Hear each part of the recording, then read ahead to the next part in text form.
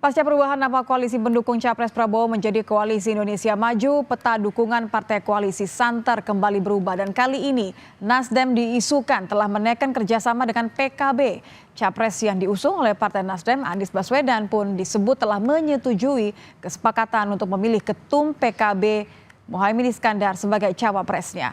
Lalu bagaimana Partai Demokrat sebagai rekan koalisi perubahan yang telah mengajukan ketumnya AHY sebagai bacawa pres Anies?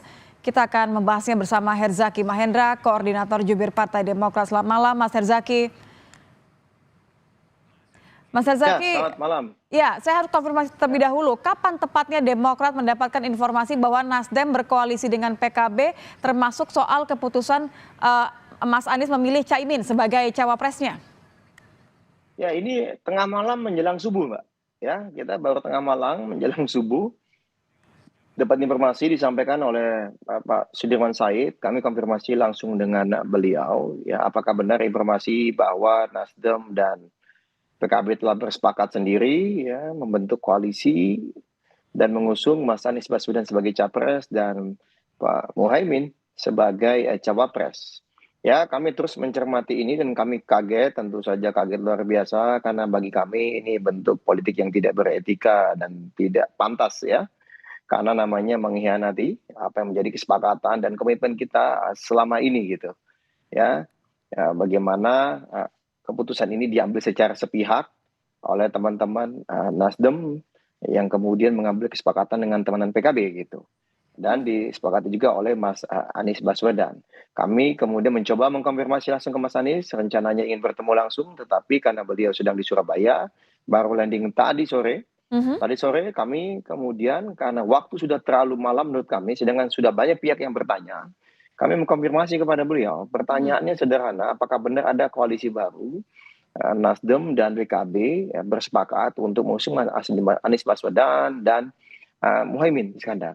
Oke. Jawabannya ya benar, gitu, benar, ya lalu ya berarti cawapresnya Muhaimin ya katanya. Ya benar, katanya. Ya sudah, kami tutup. Setelah itu kami sebarkan rilis yang mungkin sudah didapatkan oleh teman-teman media maupun publik juga sudah mengetahuinya. Karena bagi kami ini tindakan sepihak, bagian dari pengkhianatan, tidak menghormati kesepakatan. Jadi mohon maaf nih, kalau kita bicara politik ini sama sekali tidak ada gentleman. Dan sampai dengan saat ini yang saya tahu Mas Anies sama sekali tidak ada upaya untuk mengkomunikasikan secara langsung dengan Mas AHY.